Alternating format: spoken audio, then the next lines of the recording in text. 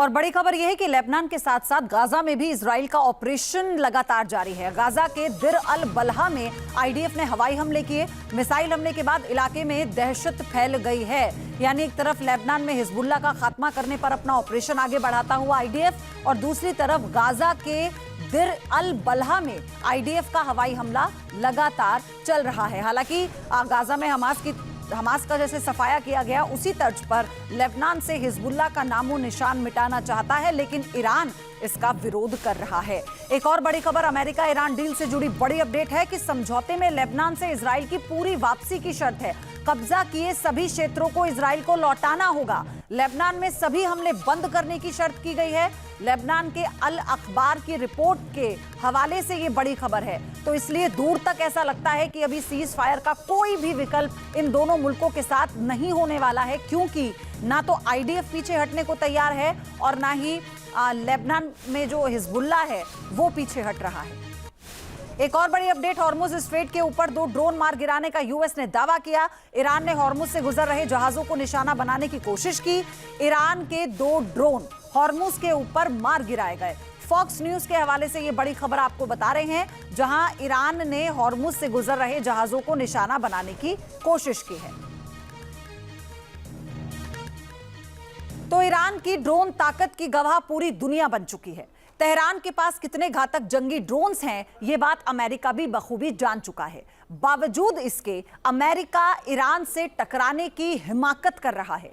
ऐसे में अगर युद्ध हुआ तो ईरान इस बार उन ड्रोन्स का इस्तेमाल कर सकता है जो पलक झपकते ही दुश्मन का काम तमाम कर सकते हैं।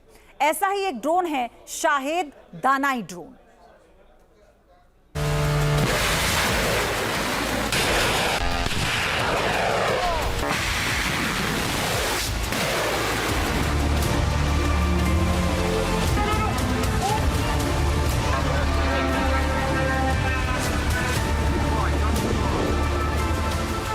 ईरान के तरकश में कई सीक्रेट हथियार हैं जिनका इस्तेमाल आईआरजीसी कर सकता है। अगर अमेरिका ने ईरान के खिलाफ फिर फुल फ्लैश युद्ध का आगाज किया तो आईआरजीसी इन हथियारों से तबाही मचा सकता है। ईरान का ऐसा ही एक हथियार है जेट पावर ड्रोन, जिसका पहली बार आईआरजीसी ने हमले में इस्तेमाल किया है। ईरान ने इजराइल पर हाल ही में जो हमला किया था उसमें पहली बार अपने नए और अत्यधिक आधुनिक जेट पावर सुसाइड ड्रोन का इस्तेमाल किया है। ईरान का ये जेट पावर ड्रोन है शायद दानाई ड्रोन। ये ईरान के सबसे घातक शायद 136 ड्रोन की तुलना में कई गुना तेज गति से उड़ सकता है। इसकी अत्यधिक तेज गति और कम रडार सिग्नेचर के कारण इजराइल के multi layered air defence system के लिए इसे इंटरसेप्ट करना बेहद चुनौतीपूर्ण माना जा रहा है। ईरान की ड्रोन इन्वेंट्री में सबसे ज़्यादा सक्सेसफुल हुआ है शाहेद 136 कामिकाजे ड्रोन। यह लॉन्च के बाद 2000 किलोमीटर दूर तक जाके शत्रु को नेस्तनाबूद कर सकता है। खास बात यह है कि इसका कॉस्ट ऑफ मैन्युफैक्चर महज $20,000 है, जो कि पश्चिमी देशों के हिसाब से बहुत ही सस्ता पड़ता है। अब ईरान ने आस्ते आस्ते इसी ड्रोन को मॉडिफाई करके उसमें टर्बो जेट लगाना शुरू कर दिया है, जिसका नाम उन्होंने दिया है शाहेद 238। ये ज़्यादा फास्ट है। सबसे बड़ी बात है कि इतना फास्ट भी है कि डिटेक्ट करना भी मुश्किल है और इंटरसेप्ट करना भी मुश्किल है।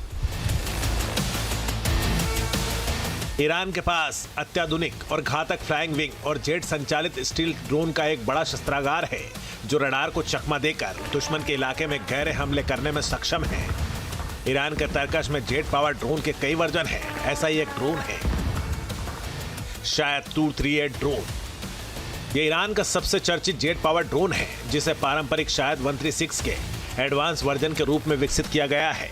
इसमें पिस्टन इंजन की जगह टर्बोजेट इंजन का इस्तेमाल किया गया है। इसकी गति लगभग 500 से 600 किलोमीटर प्रति घंटे तक हो सकती है, जो प्रोपेलर ड्रोन से 3 गुना ज्यादा है। इस ड्रोन की बॉडी को कंपोजिट मटेरियल से बनाया गया है और इस पर गहरे काले रंग की कोटिंग होती है, जो रडार तरंगों को सोखने और रात के अंधेरे में इसे छिपने में मदद करती है। ईरान के पास एक और जेट पावर ड्रोन है, कर्रा ड्रोन। ये लंबी दूरी का लड़ाकू ड्रोन है, जो ईरान के शुरुआती टर्बोजेट ड्रोनों में से एक है। ये लगभग 900 किलोमीटर प्रति घंटे की स्पीड से उड़ान भर सकता है। इसे उड़ान भरने के लिए किसी लंबे रनवे की जरूरत नहीं होती। इसकी ऑपरेशनल रेंज 1000 किलोमीटर है। ये अपने साथ लगभग 500 किलोग्राम तक का पेलोड ले जा सकता है। ये ड्रोन 25,000 से लेकर 40,000 फीट की ऊंचाई पर रात और दिन दोनों समय काम कर सकता है। ये न केवल एक कामिकाज़ ड्रोन के रूप में काम कर सकता है, बल्कि इसे मजीद एयर टू एयर मिसाइलों से भी लैस किया गया है, जिससे यह दुश्मन के विमानों और ड्रोनों को हवा में ही मार गिराने वाले इंटरसेप्टर के रूप में काम करता है। ईरान की ताकत माना जाता है हदीद 110 ड्रोन।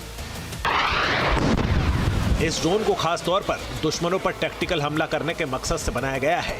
ये ड्रोन लॉन्च के समय रॉकेट की मदद से उड़ता है और एक मिनी जेट इंजन से चलता है, जबकि इसका डेल्टा विंग न्यूक्लियर डिजाइन इसके रडार सिग्नेचर को कम करता है।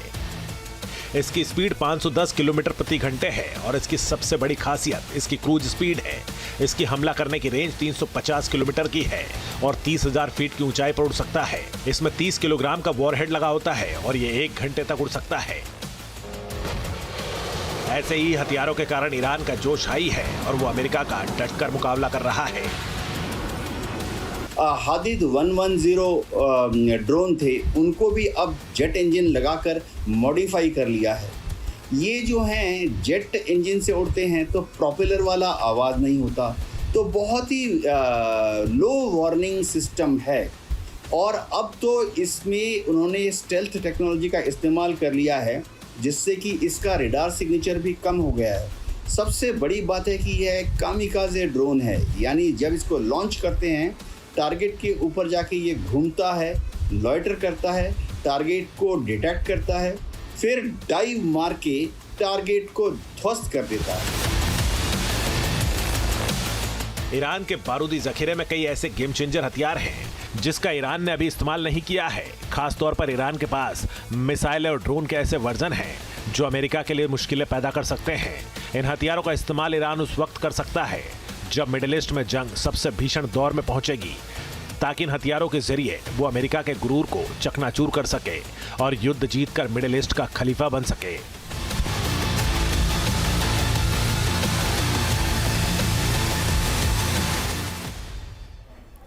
और बड़ी खबर, इजराइल पर हिजबुल्लाह ने बड़ा दावा कर दिया। लेबनान में इजरायली सेना पर 24 हमले किए गए, ये हिजबुल्लाह ने दावा किया। दक्षिणी लेबनान बेका घाटी क्षेत्र में हमले किए गए। इजरायली सेना के ठिकानों, सैनिकों पर भी हमले करने का दावा हिजबुल्लाह की तरफ से किया गया। हिजबुल्लाह ने ये कहा है कि 24 हमले हैं ऐसे जो लेबनान में इजरायली सेना पर किए गए हैं, क्योंकि ग्राउंड ऑपरेशन भी लेबनान में आईडीएफ की तरफ से चलाया जा रहा है। तो ऐसे कई ठिकाने जिन पर हिजबुल्लाह ने टारगेट किया, इससे पहले भी वो जवाबी कार्रवाई इसी तरह से कर रहा है। एक तरफ हवाई हमले और वो ग्राउंड पर भी आईडीएफ के ठिकानों को, उनके हथियारों को भी नुकसान पहुंचा रहा है। आपके मोबाइल पर तुरंत आएगी ब्रेकिंग न्यूज, स्क्रीन पर सबसे पहले दिखेगी बड़ी खबर, देश दुनिया की हर खबर एक जगह। अब आपके मोबाइल पर तुरंत फटाफट इंस्टॉल कीजिए न्यूज नेशन ऐप और रखिए खुद को अपडेट।